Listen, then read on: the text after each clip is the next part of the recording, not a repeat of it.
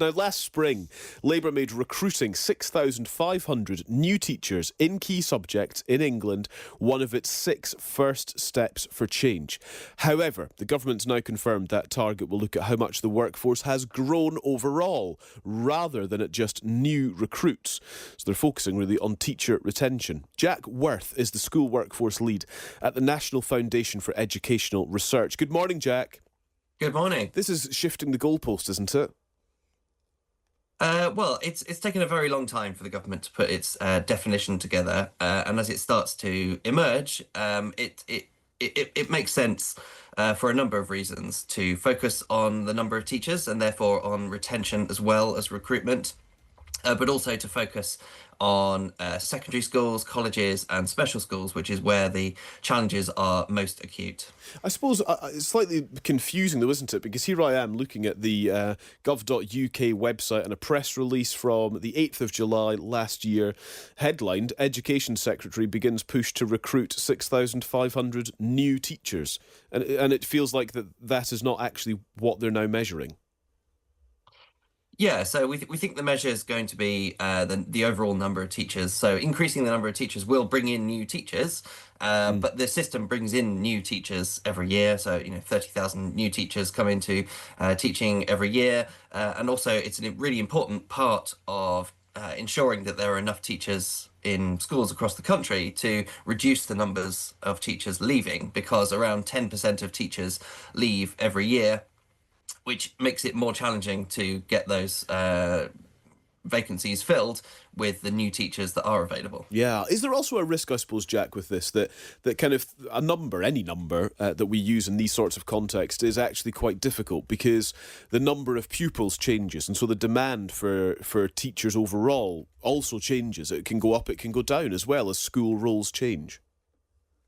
That's absolutely right. And that's what we've seen with some of the arguments politically about this definition.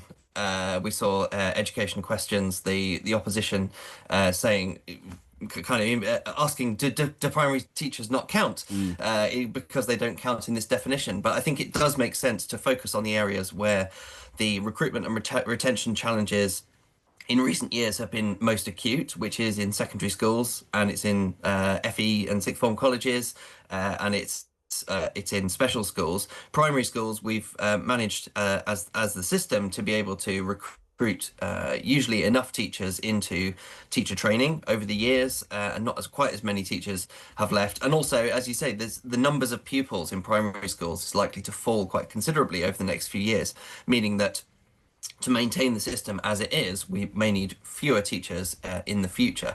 So I think it makes sense to frame the target around those areas, and not around primary. But it's very important to make sure that there is sufficient supply in primary as well, as we go forward, not to lose sight of that alongside this target, which is measuring something else. Yeah, I was having a look at June's school workforce data, which shows that the secondary and special school workforces grew in the year to June 2024, but the numbers fell by 400 across the entire teacher workforce, and that was driven by a drop of 2,900 primary staff. So I think your point is well made on primary teachers, that to not include that in this overall number and in this overall ambition actually is almost insulting to primary school teachers, because that is where the problem is really quite acute, it would appear. Well, the recruitment and retention challenges of not getting enough teachers has been historically in secondary, and particularly in key subjects. So we're talking about subjects like physics, computing, maths, where it's been really very challenging to find enough teachers in those subjects. Yeah. And that remains a challenge. And actually having an overall target that covers all secondary teachers actually doesn't necessarily focus policy attention on those key subjects. But I think there ought to be policy attention on those key subjects, and I think it should, and it hopefully will be a key priority as we move forward with this target. Yeah, I think that's fair. What would you say then is the thing that would most likely attract more people into teaching?